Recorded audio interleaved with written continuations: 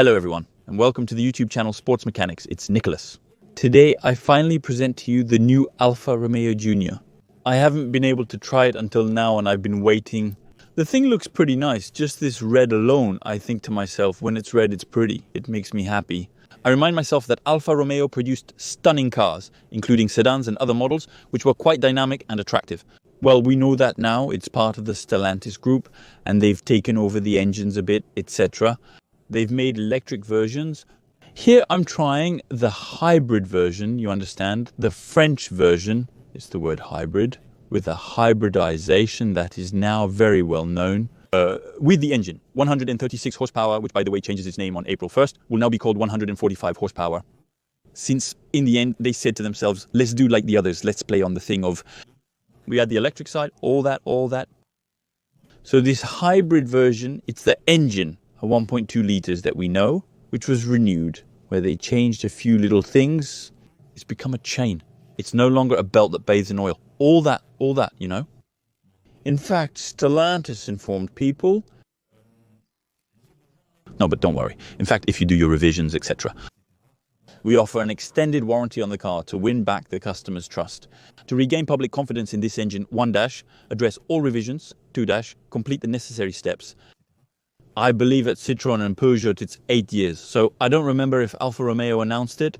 But there you have it. It's roughly the same engine. The electric version is available with 156 horsepower, which is familiar within the group. And also a version, however, this time more sporty, which has 280 horsepower. And there it becomes much more fun in the Veloci version. I'll try it someday, since many colleagues praised it. What shows up? There is a very nice chassis.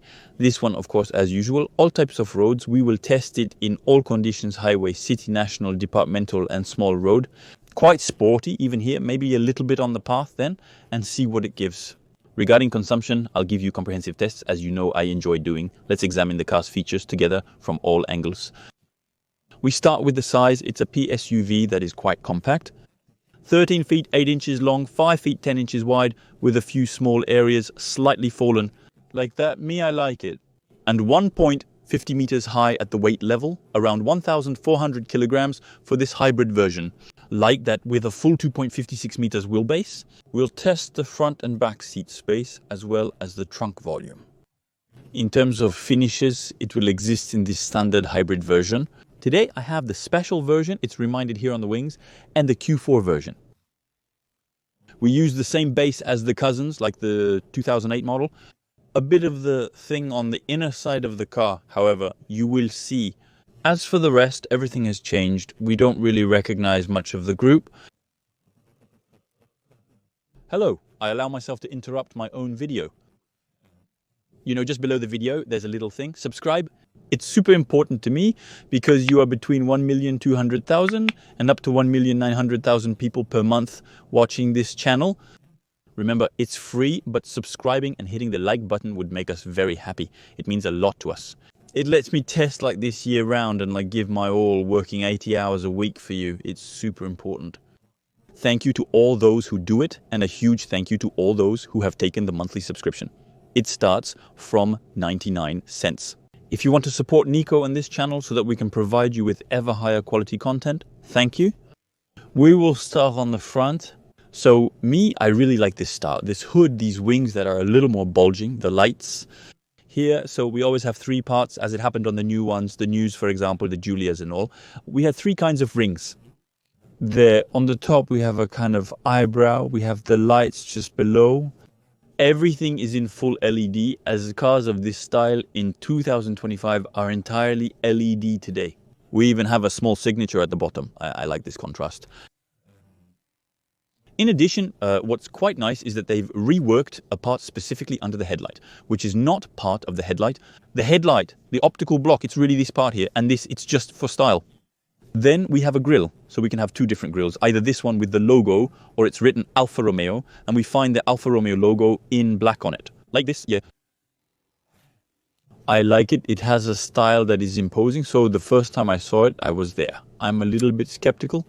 In photo, and often, between the photo and reality, it can make a difference. Sometimes we say, no, actually it doesn't work. But I admit that when I saw this in photo, I asked myself, what is this huge thing they put in the middle of the grille? So what's great is that it really differentiates the car. We're not used to it, and it's good. It breaks the cones. By the way, originally this Junior wasn't called that. It was called Milano. But the Italians, they said calm down right away. It's not made in Italy, so it creates a lot of buzz around this car.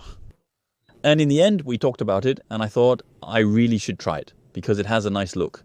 And I had seen it at the car show, and I had gotten inside, and I thought, in reality, there are some cool little things. So we'll see what it gives on the road. On this special version, everything is nicely painted with large black ventilation grills and a small separating blade.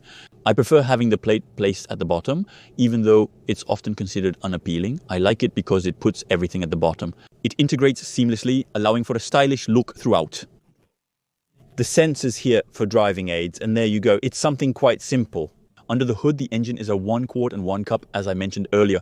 It's the only version we have in hybrid, otherwise we will have 2 electric versions. By the way, I was wondering, would you take this Junior in electric or rather thermal? I admit the electric car has some nice aspects like 280 horsepower, and I like being able to go far on the side. I was telling you 4 meters 17, so it makes it something quite compact.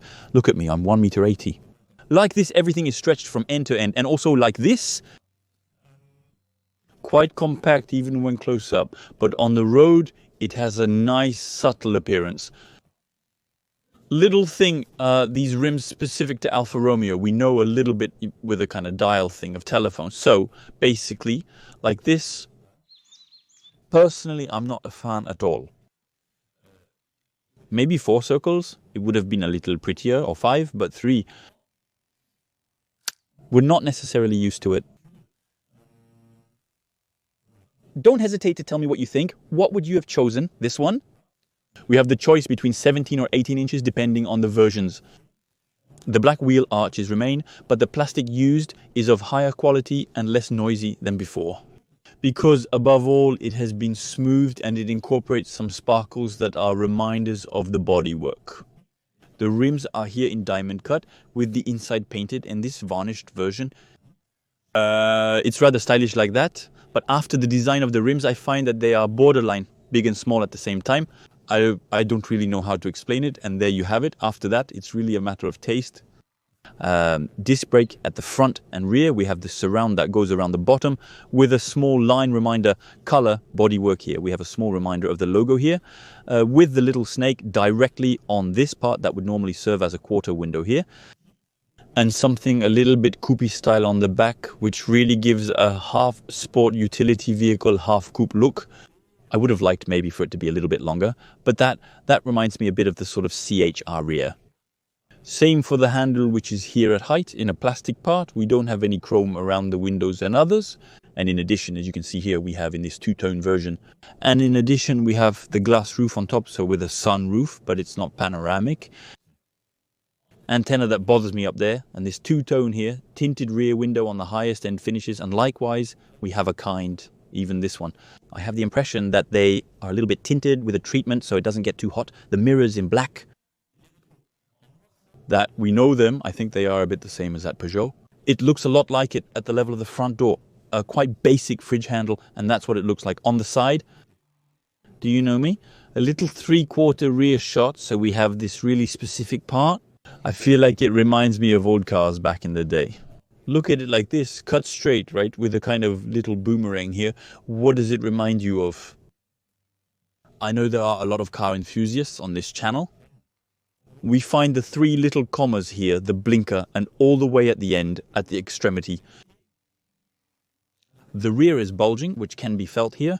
We have small foods here at the level of the Agero, which are a little bit bulging slightly, but which is enough to give something settled. The back of this car is quite special, showing they put effort into designing it. On this side, the fuel cap and the full rear, so this big bumper. We find sensors here. The backup camera is well integrated here with its little insert. It's honestly nothing to complain about. It's rather nice. It changes that it's here. We have the Alfa Romeo, which is noted in full letters here with the beautiful calligraphy. It's nice, the black band here. So stretching the car often helps. And as it goes down, it simultaneously stretches and sets the entire vehicle with a very inclined window. Fortunately, they thought of our windshield wiper placed directly on the glass and a kind of long spoiler here, which is frankly very, very long. The light so that I've talked to you about, everything is painted up to this part here, and we have the small reminder also in red, like we had on the doors and the reflectors on the bottom. That makes a kind of small diffuser. And what I like is that they still put an exhaust, even a double outlet, to have a slightly sportier side. Yeah, it's still the special version. The trunk, it opens electrically. That's pretty cool. We have a hard space here, which is pulled by these little strings, and the trunk, that's what it looks like. So no hitting. But I forgot to take the trunk volume, and there I'm picking up edge at 1 bar, so the trunk volume is displayed there. Here, that's the trunk volume.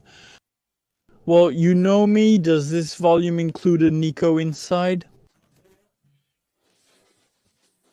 Of course, fortunately we failed. Nico fits inside, and we still have a little bit of space underneath when we lift this floor here, so we have that. And even below we even have another part.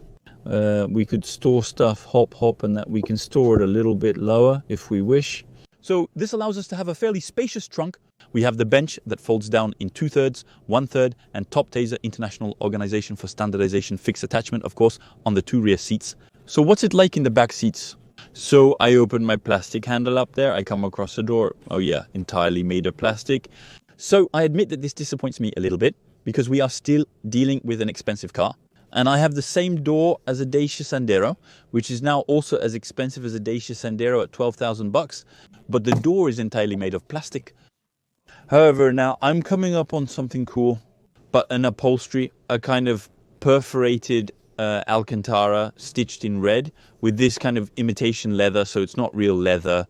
The Top Taser fixings, Isofix on the sides, and its front seats, they are still quite incredible, even in terms of shape. We will even see at the front the fact that they are hollowed out like this, like seats of a BMW M5 CS. It's still pretty cool. I entered here and there's more plastic parts. So we still have a lot of plastic. We remain in the Stellantis group. Nicolas, who is 6 feet tall, will adjust his headrest here, and I won't hide anything from you. I just hit my knee there, and as it's an edge a little bit there that comes back, it hurts a little bit. So I'm 6 feet tall. Be careful if you move, because at the slightest, at the age, I feel like I want to come and hit myself. So, well, it's very sexy. One is a shape, but the practical side, well, we have little holes here, there. You can put your hand through, you can tickle them. The driver's door I come to close here. So as said, all in plastic. It's quite small on the back. However, I am 6 feet tall, and I am pleasantly surprised by the fact that it is well hollowed out here. I believe they stretched the limits of the sheet metal using an extremely thin foam layer from my perspective. Maybe that's why we hear a little bit of noise at the top, because they've hollowed out as much as possible. However, well done. I have room at the head level, and that's good news at the foot level. What's good is that the seats are raised. It allows me to put my feet under the seat. Yet I'm someone who drives very low in terms of the rear seats, so I have little support. So they are pretty. The seating is rather good on the other hand. I don't move on the seat because precisely this kind of Alcantara, it holds well. Regarding the backrest, slightly less flat would be better. As I mentioned, this bench folds down in 2/3 and 1/3 sections. It doesn't have a central armrest or slide. We don't have a lot of space in the back, but when it's me driving at 6 feet, I have space for 6 feet in the back. The vehicle can comfortably transport 4 adults. It has LED lights. What's quite funny is that they put it here at the front rather than often on the back. But as they made this part here, where the engine is, etc., since we have the front part that opens, so no large panoramic roof, but on one hand, it provides more headroom in the back. In terms of shoulder room, I'm quite comfortable. The headrest is a little bit firm, but it's okay. If I were to move to the middle here, hop, I step over.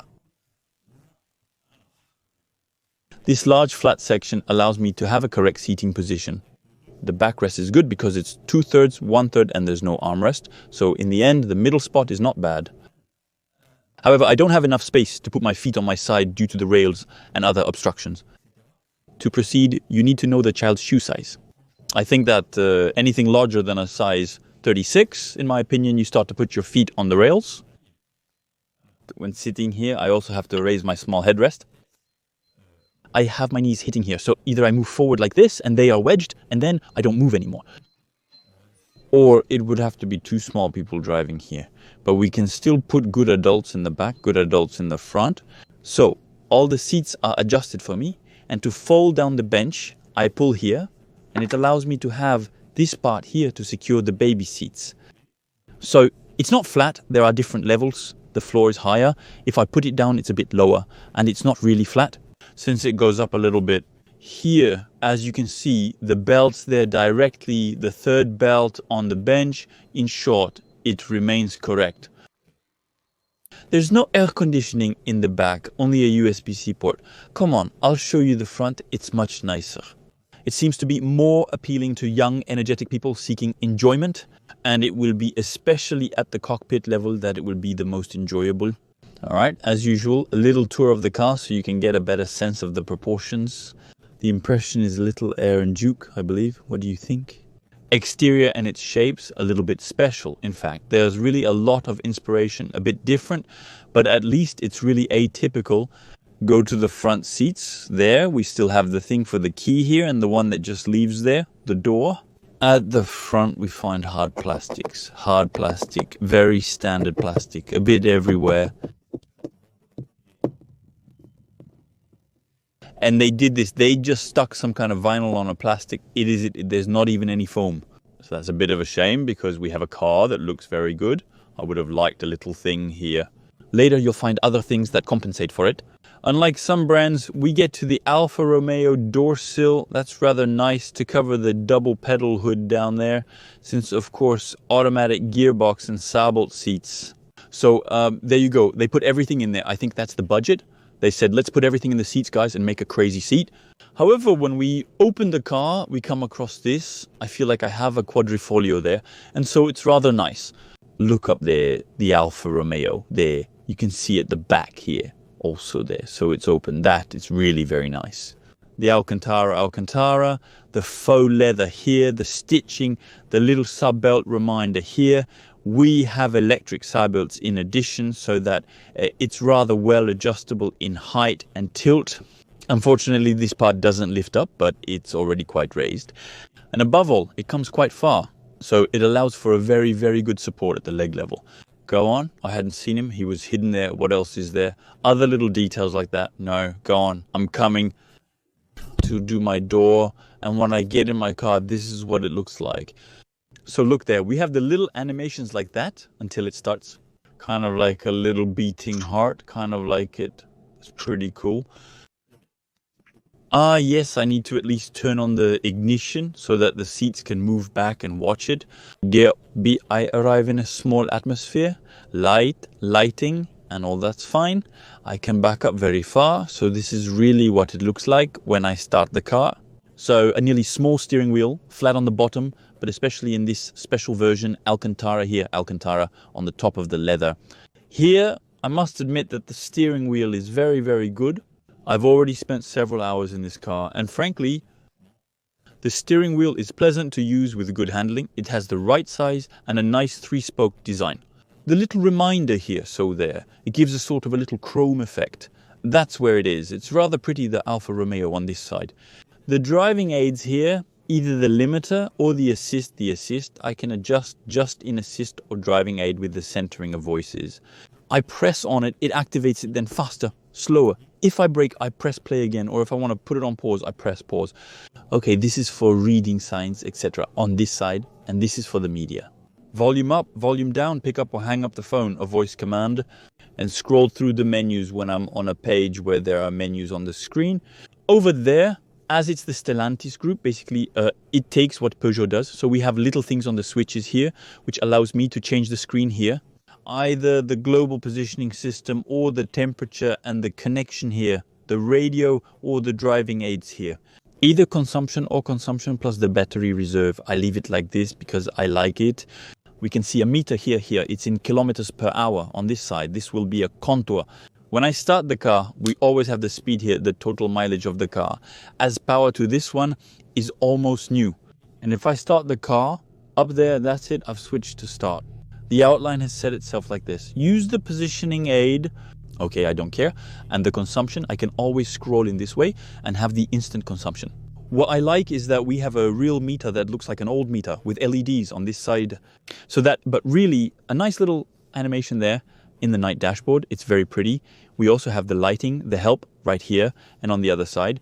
Like at Mercedes in the vents, I said to myself, because it's slightly shaded, and there inside with the little snake. Very nice. So in reality, when you're at the driver's seat like this, it's pretty nice. Don't hesitate to tell me what you think.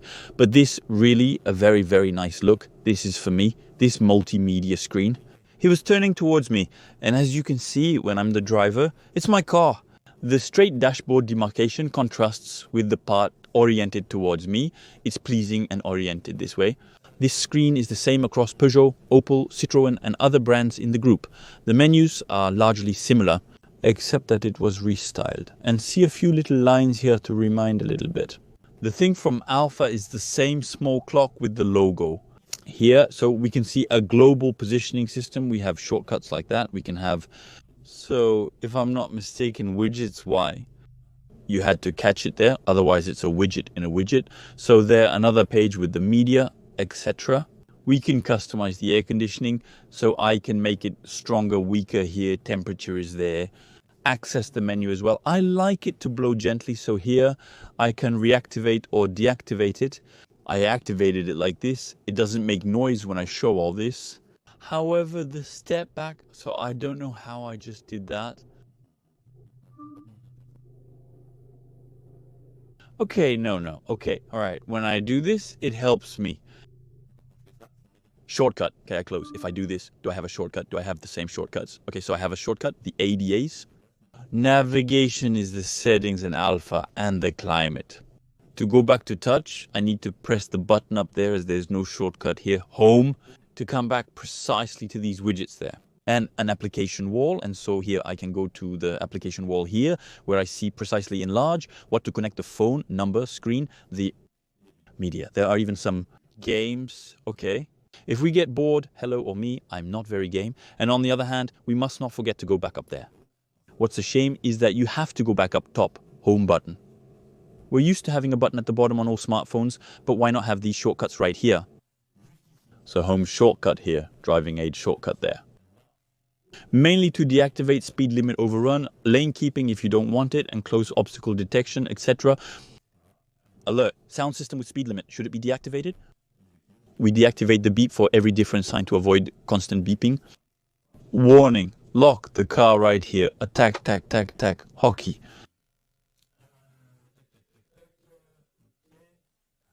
Yes, it actually bothers me to look for the home up there. Then very, very good to have kept an air conditioning bar here. The menus allow me to adjust my air conditioning temperature right there, making it warmer or cooler as needed. So we have a single zone for the whole car, the auto defogging mode, the air conditioning menu. To get back to me here, to know where I am getting ventilated at the top, at the bottom and all. What's a shame is that it's just missing. Actually, where am I? Antilles. Once set, you often leave it unchanged. Then further down, we find an induction charger right here with the logo. A USB port to a USB port, it's for connecting the smartphone. This is just for charging on this side. The central console featuring a nice Alcantara finish and LED lighting is well designed and pleasant despite some plastic elements. It's rare for a car to have such attention to detail in this area. The familiar start button is common across all brands. With my foot on the brake, I start there and I'm in park, indicated by the parking button. I can switch to manual here since I have paddles on the steering wheel here. At the back drive, I switch here. It lights up in glass. I don't know if you see it there and there. I can drive back up this way. I have a backup camera. The backup camera is frankly quite correct. We like the views and it's a bit like at Peugeot here. So it goes up when we back up. The parking button here, the drive modes, which give me 3 drive modes, the dynamic mode, then it fades quickly, the natural mode and the advanced efficiency mode, so it changes me. The colors on the dashboard are also here and in the vents, so I have that one. Natural, it will be in blue, and you doubt it, the dynamic mode, it will be in red, like a sport mode. Gradually, it's shown on the sides, if you can see it clearly there or there. It's pretty nice, and the powerful LED lighting makes it visible even during the day. The handbrake is located here. The central corridor is well padded, overstitched, and features Alcantara. Also, it's pretty nice. I can open this part. So I have a storage bin here. We can put 250 centiliter bottles, and also we can put small bottles right here. The compartments can be removed or adjusted to various positions as shown here. No, we don't have any other USB ports, and it's a bit deeper there. The seats I showed you are very nice. On top, there's a glass part with a little blind. Manuel, so I admit that manual for me, it doesn't bother me because it's much faster. Sun or no sun, I can open this part. I either lift it slightly to let in a little air, or I fully open it. The deflector opens at the same time for me here. And we have about 35 centimeters of total opening. I admit when the weather is this nice, it feels good. It's been a while since we had sun in the Paris region. I love it. Now I'll show you the little LEDs up there. That's what it looks like. I can close it right here. Mirror without edge, so that's nice. Very nice. There, hop, a mirror. However, no lighting here. And the lighting, you have to touch it there. And it really only lights up downwards. So that's a bit of a shame. Ladies, if you need to touch up your makeup, or gentlemen, if you want to check your teeth before a date, it is small and there is no light there. And on the other side, we still have the mirror with also a card holder on that side. The opening, the Save Our Souls button. What's funny is where they place the trunk opening. Pressing twice opens the trunk and activates the lighting. It also reminds if everyone has their seatbelt on. On the top, I'm not going to show the top of the dashboard. Speaker over there, this is plastic, but nice plastic then. Pretty standard plastic, the cap this way. Speaker as well. Here, with the little badge, the little climate sensor. Some pitfalls over there in this very smooth part. And then the same over there. We have a slightly textured, nice finish with Alcantara. A special material. Honestly, when we get in like this, we say it's still quite cool. And the glove box right here. So the glove box, on the other hand, it is gigantic. It is ultra deep. We have space everywhere. That's pretty good. The door bin compartments. So the sound system here is pretty good, said the speaker. Let's take this hybrid Alfa Junior for a spin and have a quick debrief about its consumption. Friends, let's go. Now is the time. I just picked up this car from the Stellantis factory in Poissy this month. So, Alfa Romeo Junior with 136 horsepower, as I presented to you. And this time, so let's go for the stretch of road, the full effect. It indicates to me 580 kilometers of autonomy. So we have the 136 horsepower engine, which will now be announced at 145. Since they accumulate all that drive, that's it. I've started the car, so it's a hybrid. So we can drive the small phases in hybrid. So it's not a hybrid that's going to really drive for a long time. At low speeds, it often cuts off during maneuvers. We are becoming familiar with this engine. We've tried it on Citroens, tried it on Peugeots. We especially tried it with these two brands. But in a way, the whole group stretches out, thus sharing these platforms and its engines. I was eager to try this Junior, and frankly, it has a very, very nice look. I admit that Alfa, they did something. There are lots of things, cars, rally, racing there. I don't know what she's trying here, so here, we're off for the road there. I have 96 kilometers to do. We're gonna do a little bit more today, so like that, it's going to give us already a good reference on consumption. Look, here it's a very degraded road, so there are places where it's okay, it filters out the little bumps well. It hits the seats a little bit, very firm on the other hand. The support, it really looks like racing seats. I think there's a small hump a little bit after. At the steering level, a pleasant feeling. The gear reduction makes it seem nice. The steering is rather light. Like this, in normal mode, we'll see. Hop. There, the little bump, you can feel there's still a bit of firmness. We're overtaking there. That one, it's a bit bigger.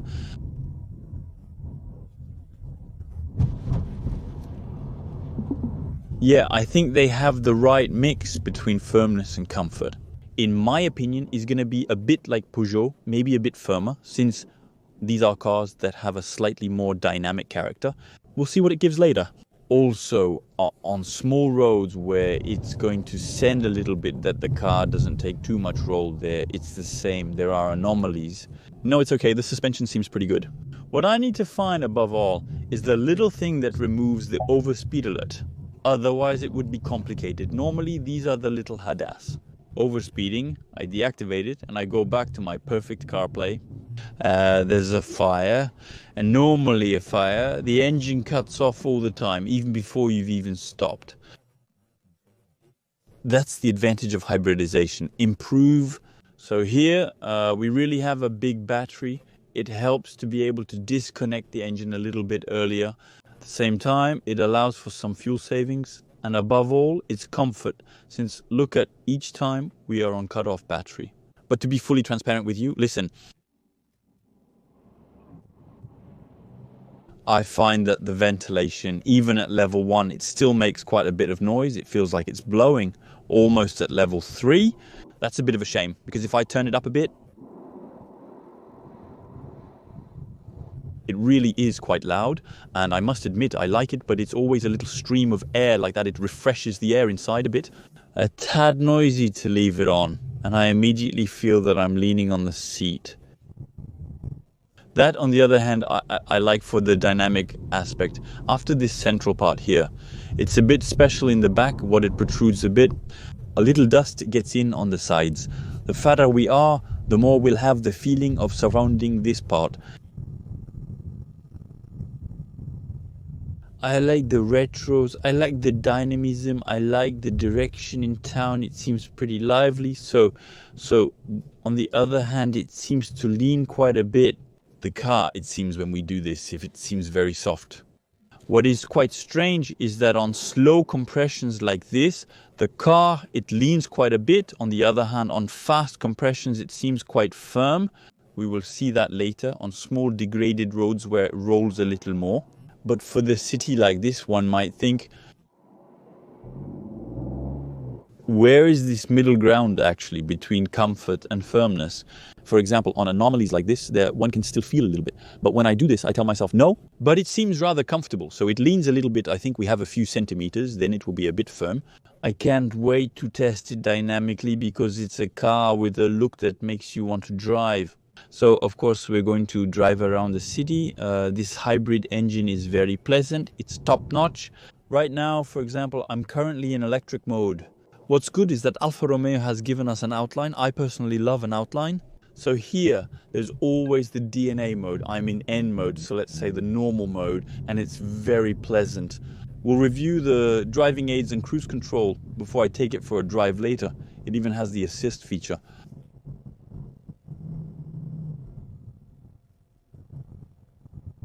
Still here, I'm always on electric. It's pretty good. We'll see what it gives.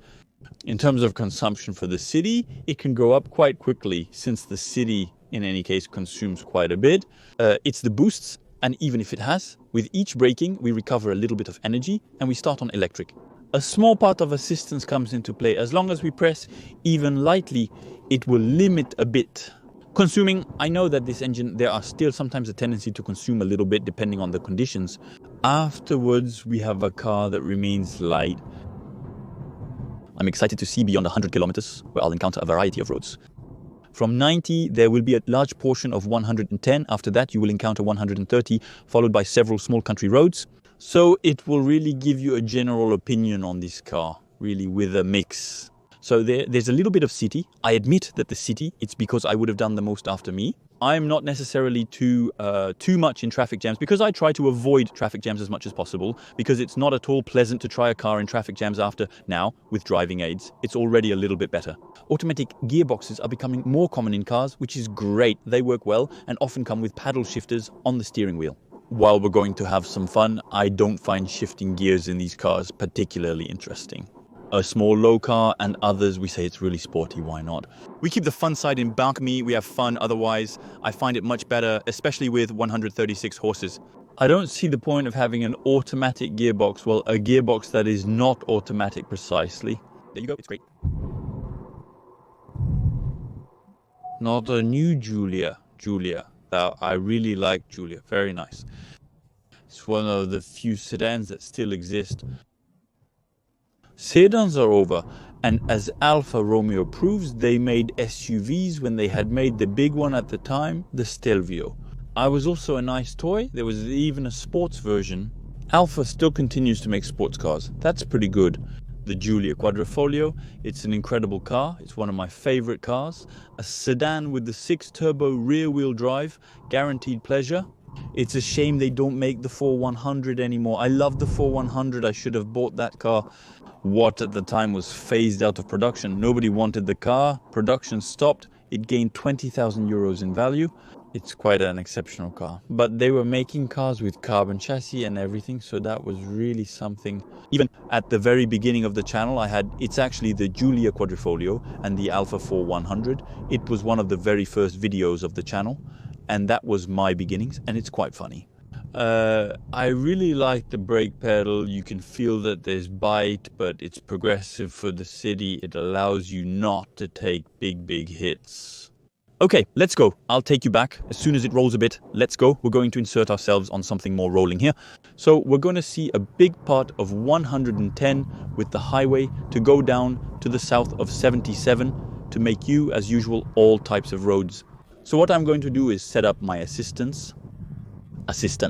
Cruise control. So we have several. We have either the regulator or the adaptive regulator, or that with voice centering. That's good, I love that. The 6 drives, the 6 pilots, the stuff assists in exercising for this kind of road. I find it perfect. So now we are at 90, we have gone up, so the engine is a little bit under strain. You can tell we don't have double glazing. We can still hear a little bit of what's happening outside, single pane windows. The rolling noises, it's okay, it remains relatively contained. We can slightly hear the engine and are receiving minor feedback. At 90, it's not ridiculous. I'm under 2000 revolutions per minute, even after accelerating. The advantage of the hybrid is the ability to restart if needed. The small electric component that powers the car is sometimes the same. When it's wound up like that, it helps a bit. It's okay. It's rather pleasant.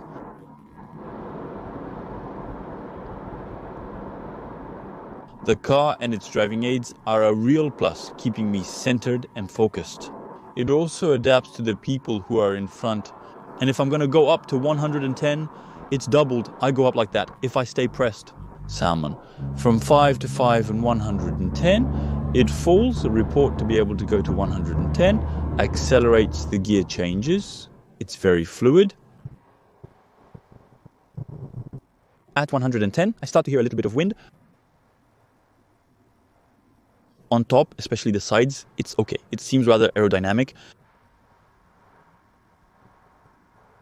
It slows down in front, it slows down, it works rather well. So now I'm off again. 87 kilometers. The big advantage of assists. Honestly, if you can take the ferry with the +1 time, it makes small differences. But I think that in a few years, when cars will hit the used car market, only those that have all these assists, they will sell more easily than those that have nothing. Otherwise, you might have to break the prices a little more. But for me, once you've tasted it, my feet are like this. I'm comfortable in my seat, just leave my hand on the steering wheel. And I know that on the highway, the national, departmental or other, I just take care of watching the road and checking what's happening. Nothing too serious ahead, otherwise it's the car that takes care of everything, it brakes, etc. It's the one that manages everything, and that I must admit that it's incredibly comfortable even in traffic jams on ring roads and bypasses. I find it super good. I'll pick you up once it runs better and we redo a part of 130, then the country hole of the better sign and others, and we debrief on the consoles. This car then, I've been driving for 69 kilometers. I have an average of 5 liters exactly, which is still pretty correct. Knowing that I did a lot of 110, and I think on go we just passed 70, I think, which was roughly 50 kilometers where I was at 110. So now we're getting on the highway, so it's going to be 130. We have a few kilometers there. We have 8 kilometers at 130. I'm just waiting for him in front to overtake well and hop. I relaunch with my foot in it. I say at 130, I lie. It relaunches widely enough, it's sufficient, so 130. we're starting to get a lot of grass noise. The impression that in fact the air noises are mostly coming from the top. On the sides it remains relatively correct, even at the windshield level. Actually, I feel it's coming from the pot here. Since I placed the camera, it'll be tricky for me to remove it. To be able to remove the curtain will help to reduce a little bit the air noises at the top. I still enjoy my driving aids on the highway. I find them really pleasant. I'm going to check my instant fuel consumption now. What it's telling me here is a slight climb is coming up. 6.4, 6.3, 6.2. It will be much straighter, 6 liters. Yeah, it doesn't seem ridiculous there. 5.5. Oh yeah, 5.5. Absolutely. Oh yeah. She had slowed down a little bit. That's why it's a slight little descent. Falls flat downhill. Because in fact she knows that you should not overtake on the right, so she was slowing down. 7.2. I'm making a small dish that's going to rise a little bit. 7.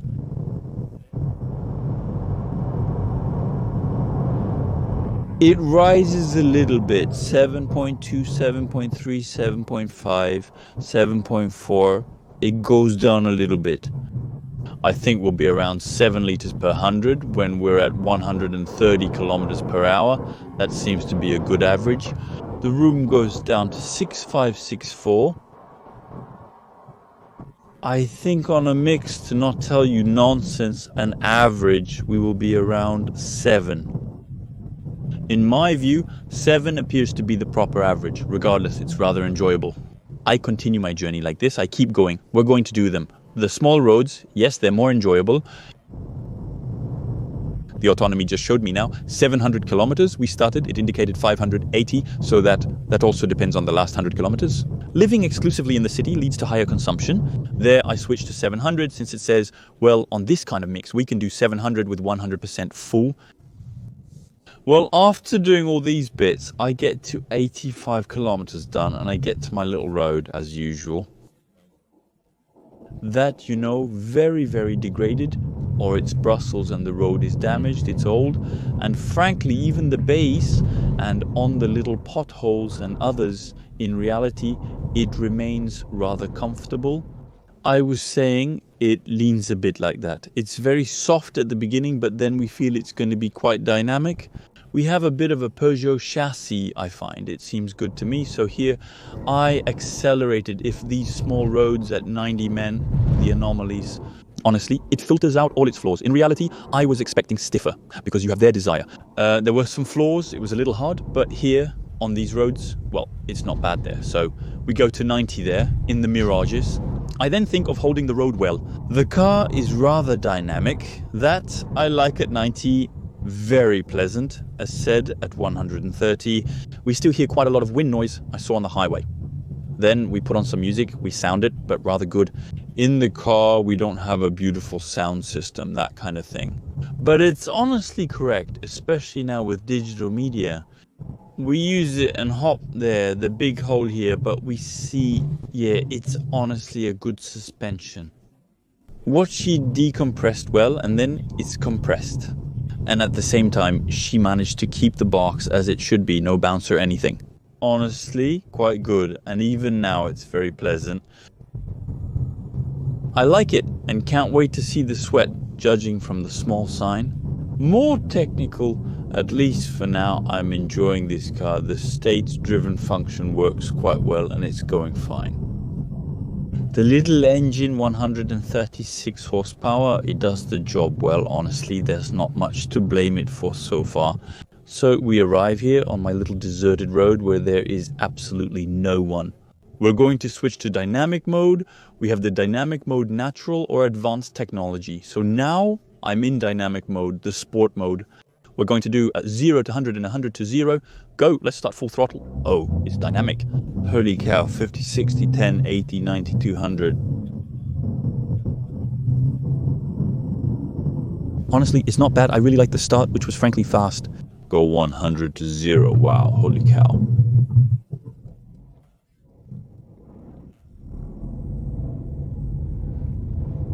So I feel that the car is not too heavy, it brakes well, the brake system does its job well.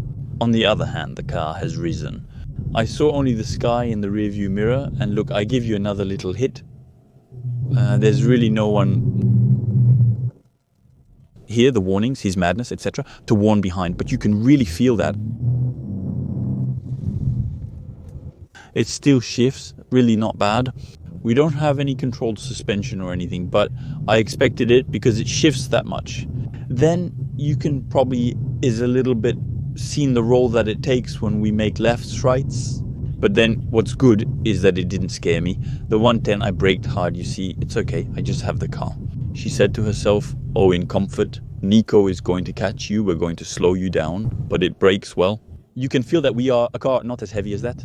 For a sport utility vehicle of this size, it's okay. I would have liked maybe even a slightly firmer suspension. Well, and what's also good is to try the advanced efficiency mode. It makes the accelerator pedal much less responsive, which allows you to accelerate less strongly, so it doesn't increase as quickly. And what gives this slightly modest effect, so advanced efficiency, it starts off much more gently. In fact, the fact that you don't accelerate hard, it's like you're not accelerating hard. Even though you're putting more on the pedal, she can still accelerate harder, but before doing so, she'll ask if you're sure you don't want to save some money. When you persist despite her refusal, are you certain it's appropriate to continue pressuring her? It's gonna take her a little bit of time to drop the gears, because precisely it was a bit underpowered in order to consume as little as possible, play a bit with the electric and the torque. So the advanced efficiency mode, if you really want to drive calmly, that you say, here, I'm really not in a hurry, I'm by the sea, nothing can happen to me. The advanced efficiency mode, here for example, I'm in electric. It's the little cool mode, the eco mode. Well, we're not going to stay in this mode, we're going to test the sport mode. Really, I was thinking there were paddles if I want to play myself from the paddle. And then, okay. I still feel quite the lightness of this car. It opens up a little bit, but I still come quite strong. So we have tires that are made more to be eco, but it holds up pretty well. It accelerates well. The braking, as I was telling you, it's not bad. So we don't really have any engine noise. We get no pleasure from the engine, but the chassis is frankly not bad. And what blows me away is that it retains a lot of comfort. There you go, hop, it accelerates hard. Big braking hop we get on the brakes, it holds well, it wraps a little bit. The SP says you're maybe wrapping a little too much, my little Nico. Yeah, it's not bad, it's dynamic, you can drive at a good pace, and it tells you, yeah, you can drive at a good pace, but it doesn't give the pleasure of driving hard. Because in fact, the suspension filters so well that it becomes comfortable. And in fact, it's so comfortable that we might lose a little bit of the road feel. But as you could see, we managed to ride well, so I have to do it again in the other direction, downhill. So the braking is good, the car positions itself well, it opens up a bit. You can feel that the car almost wants to wrap around, but the SP will immediately tell you, so this is for your safety, so it's not a bad thing. We take it a bit on the brakes, it does take a bit of roll, but actually the roll, let's say it's not going to bother me too much, because I'm so well held in these seats that I don't feel too much that I'm going to the side. And thankfully there are these very sporty seats, which make us extremely well supported. Here, I'm really going strong. I think with slightly better tires, you put a good Michelin Pilot Sport, it would make even more of a difference. But I find it rather pleasant. And the seats, on the other hand, top of the top, honestly perfect, these seats. I'm reaching 100 kilometers, and with the Sporty bit at the end, it's still increased significantly. From what I was at 5 liters 1, it raised my average to 5 liters 6 over exactly 100 kilometers. So that gives you a good idea there, really, on a mix of dynamics, and it's when it's rolling around 5 liters. But what I'm going to do is I'm going to hit the road again and continue to see what it gives. I still have about 30-40 kilometers to do on this test day. It will give me a good idea of the consumption on a little bit of text. Well, then it's called Sport Utility Vehicle. There, I found a small road in the middle of the countryside. Actually, I think the road, it's not a road here anymore. Or the cow with the holes. You? I think I really arrived in the middle of the fields there. However, it's impressive how comfortable and pleasant the car is. Even, yeah, there, it's really failed. There, I'm really in the middle of the fields. Luckily, the car is high because there were kinds of greens. It's frankly very pleasant. It's frankly level suspension and all, certainly. And maybe a bit less dynamic because it's not super firm. But on the other hand, the quality levels of suspension, it's really not bad. So I think I've really arrived in fields. What for me was a road here. I'm not going to cross fields. People, since Hub, if we respect a little bit, it's maybe someone's place, but it wasn't marked that it was someone's place. So yet Waze knew the way up to there. But honestly, I'm quite impressed by the comfort of this car. And even if I put a little more rhythm, the fact of not seeing the rims too big either, it remains an advantage because precisely it allows the tires to also work a little bit on comfort. He says, there I admit I must have dirtied it a lot, but well, I like to dirty cars. After all, they are cars, so it's not a big deal. But the suspension, it's great because there is still the sacred good. After 146 kilometers completed, average at 5.7, I really made a real use of it. I went to eat, I went to the drive, I let the car run a little bit when I turned, that I presented to you. So it's 5.7 over 90.7 miles, that's a good real average. I redid the city and that's it, it's quite pleasant. I've driven 90.7 miles with 372 miles left, making it a total of 465 miles according to the dashboard. In short, we feel a little debrief. Well then, this Alfa Romeo Junior, what do we think then? In terms of look, frankly, there's not much to blame it for. They made a stylish Alfa Romeo car. It has always been for me beautiful cars, or otherwise something that really had a personality and a strong style. We find a little bit of all that, whether it's on the inside or the outside. Even on the inside, as you could see, it's well cared for, especially this special series. So I love the seats, the finish, etc. We still have a few touches and codes from the upper segment that we find there. Afterwards, we're not going to hide that all cars are increasing in price, and I'm happy that she's making an effort in the face of it all. On top, I found the chassis a bit soft personally. Maybe to test the bike version, see what it offers. It's a different vehicle from the car. The bike is certainly more powerful, but lacks an electric version.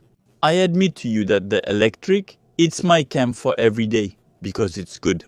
It's pleasant to drive, but to have a slightly sportier version, I prefer it to be a real thermal engine. And above all, Alfa had some very, very nice stuff up to now. So, well, why not after that? It's your choice.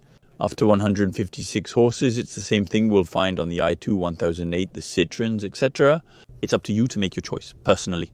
Me, as I often say in this group, I like this 136 horsepower engine, which does the job well, which is quite pleasant. It's not sporty, but it's enough. It's not a very heavy car, so it's enough.